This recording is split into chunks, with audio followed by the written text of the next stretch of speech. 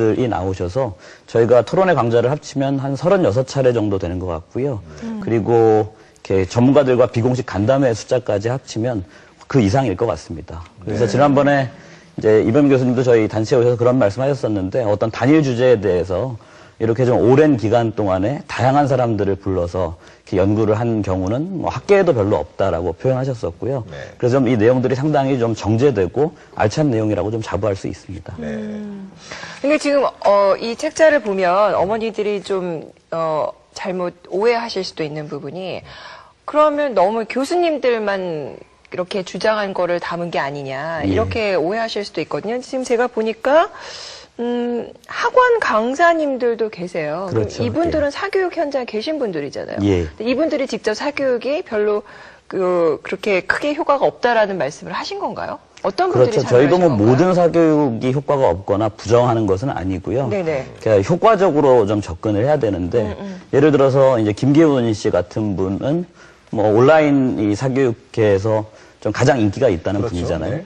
그리고 홍현주 박사님 같은 분은 뭐 엄마표 영어 쪽에서는 아주 대가로 인정받으시는 분들이고요. 그러니까 이런 분들도 이렇게 지금 말씀드린 조기 교육이라든가 어떤 이런 주제에 대해서 이야기가 나왔을 때 그거는 굳이 그렇게 일찍 시작하거나 그런 방식으로 기회비용을 생각해 봤을 때 접근할 필요는 없는 것 같다. 이런 이야기들을 이렇게 와서 해주신 거죠.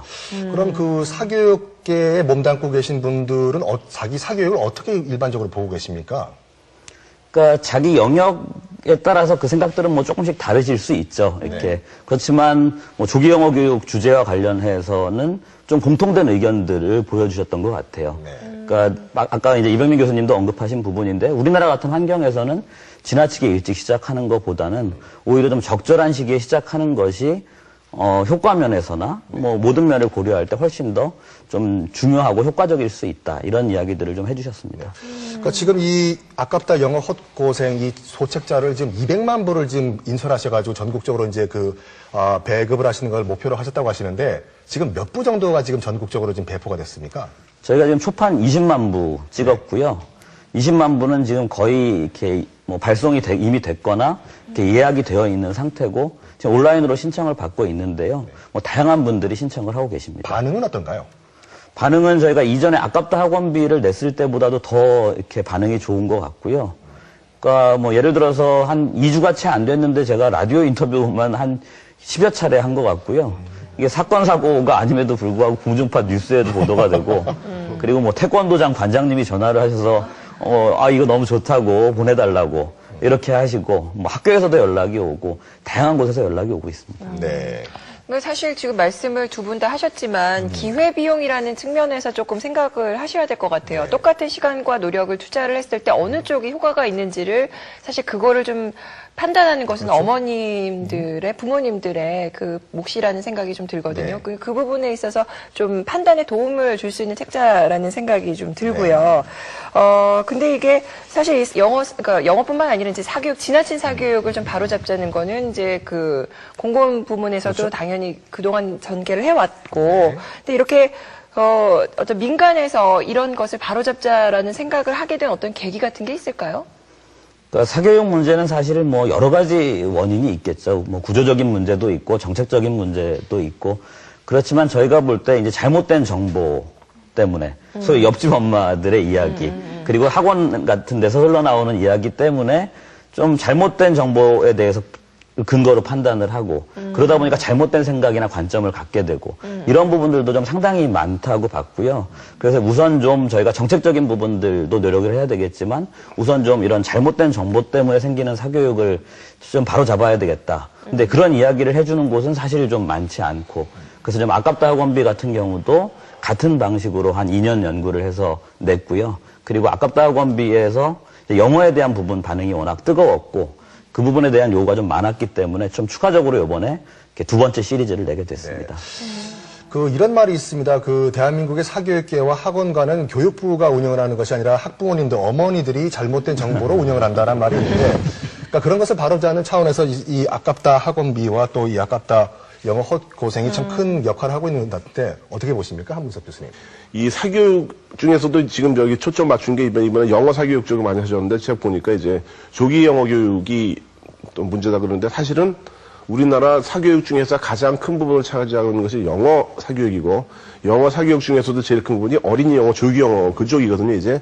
근데 이번 교수님 말씀하시지만 제일 효과 없는 게 사실 조기 영어 교육이라가지고, 저는 사교육을 했는데 문구민이 영어 실력이 확 늘었다 그러면 나는 굳이 반대할 생각 없어요. 근데 이거는 진짜 헛돈 쓰고 이거 헛고생하고 학생들 스트레스 주고 생각만큼 효과는 없고, 물론 효과적으로 학원도 몇 개 있어요, 이제. 그러나 아마 그 대부분은 아니라고 생각하거든요. 그래서 이 문제를 갖다 좀 정확하게 짚고 아마 이 책자가 또 나온다면은 좀 더 집중해가지고 정밀하게, 보니까 제가 좀 실망스러웠던 게 뭐냐, 너무 얇더라고요. 이걸 좀 더 정보를 정확하게 제공해가지고 학부모들이 고개 끄덕끄덕 할 수 있는 그런 내용이 좀 많았으면 좋겠어요, 저는. 네. 공식적으로는 이제 조기 영어 교육, 이제 공교육에서 이제 초등학교 3학년부터 시작을 하는데, 막상 이제 똑같은 그 선상에서 봤을 때는 옆집 아이는 초등학교 1학년 때 벌써 원서를 읽고, 뭐 유치원 때부터 벌써 뭐 영어 노래를 부르고 있다라고 봤을 때는 그 심리적 압박이 대단하거든요. 근데 이 방송 보고 계시는 그 학부모님께 괜찮다, 그러면 초등학교 3학년 때부터 영어 공부하는 것도 더 늦지 않다라고 어떻게 그 반론을 해주실 수 있습니까? 저는 그러니까 이제 그 예전에 우리가 한번 실험을 좀 해보고 싶었는데, 사실은 이제 유치원을 영어를 배운 아이들하고 그다음에 뭐 초등학교 3학년 때부터 해가지고 만약에 초등학교 6학년이 됐을 때 그 아이들이 과연 어떤 모습을 보여줄까, 뭐 그런 실험을 해보고 싶은데, 사실은 유치원 때만 영어 교육 받고 초등학교 때 하나도 안 받은 애를 거의 찾을 수가 없었어요. 없어서 그런 실험을 할 수 없었지만은, 제가 판단하기엔 이런 거예요. 그러니까 결국은 유치원 때 효과라고 하는 것이 얼마나 지속적인 효과를 가질 것이냐. 분명히 안 하는 애들보다 하는 애들이 조금은 영어를 하겠죠. 그렇죠? 그러니까 그 효과라고 하는 것은 제가 보기에는 뭐 한 1, 2년 정도는 갈 수 있다라는 거죠. 그러나 결국은 아이가 20살이 정도가 됐을 때, 아니면 그 이상의 나이가 됐을 때를 만약에 정점으로 해서 누가 더 영어 능력이 우수할 거냐 하는 거는, 사실은 그 유치원 때 시기가 중요한 것이 아니고 그 이후에 이 아이가 20살, 30살이 될 때까지 어떤 영어 경험을 했느냐, 어떤 영어 교육을 했느냐 하는 것이 저는 결정적이라는 거죠, 오히려. 그러니까 그런 면에서는 이 아이의 한 20년 과정의 삶 속에서 영어와 관련해서 굉장히 여러 가지 다양한 업앤다운이 있을 거예요. 그러니까 그거를 그 아이가 성공적으로 잘 겪어 나가야지 결국은 한 20살 정도 됐을 때 다른 아이들보다 영어를 더 잘한다든지 못한다든지 이렇게 판가름 나는 것이지, 그 시기에 판가름 나는 게 아니라는 거죠. 스타트는 일단 조금 더 먼저 했을지 모르지만. 그래서 저도 그 스타팅 포인트를 굉장히 중요시 여기는데, 저는 그래서 꼭 뭐 유치원 때라든가 이때 빨리 시작하는 게 좋으냐 안 좋으냐라는 질문을 받았을 때, 일단은 뭐냐면 저도 초등학교 3학년, 4학년 혹은 5학년 때 시작해도 저는 일단은 거의 지장 없다는 얘기거든요. 왜 그런가 하면은 너무 일찍 시작하면요, 애가 말하는 내용이 하와이어 헬로우 말밖에 안 해요. 왜냐하면 인지가 발달 안 했기 때문에 뭔가 자기가 할 내용이 좀 머릿속에 잡히고 말이라는 걸 어떻게 하는 거다는 좀 알면서 배우는 좋기 때문에 그런 거 있고, 또 하나는 어렸을 때 나는 어쨌든 간에 집안 형편도 되고 사실 이거 시킬 거야 그런 분들은 제발 중간에 관두지 말라는 거죠. 이거는 은행에 저금하는 식으로 유치원 때 한 2년 했으니까 2년 잘한다 그러니까 한 1년 쉬었다가 이렇게 하면은 다 까먹어요 이제. 할 거면은 끝까지 가던가. 근데 되게 부디 좀 하다가 좀 경제 어려우면 조금 빠졌다가 또 너 작년 지난번에 2년 동안 했지 그거 아직 남아있지 이런 개념으로 하면 안 돼. 하나도 안 남아있어요. 그래서 아무 때나 시작하지 말고 적절한 시기는 너무 빨리 하는 거는 소용없다. 그러니까 국가에서도 초등학교 3학년부터, 저는 한 4학년부터 시작해도 저는 상관없다는 입장인데, 어쨌든 뭐 그래도 전혀 문제가 없어요 그것이. 네. 그러면은요, 지금 영어 사교육의 폐해라든가 뭐 극단적인 부분을 그럼 우리가 좀 쳐내자라는 생각을 하면, 대안으로 떠오르는 것이 이제 엄마표 영어거든요. 엄마가 직접 아이에게 가르치고 아이가 같이 공부한다. 그 부분에 대해서는 지금 어떻게 보시는 건가요?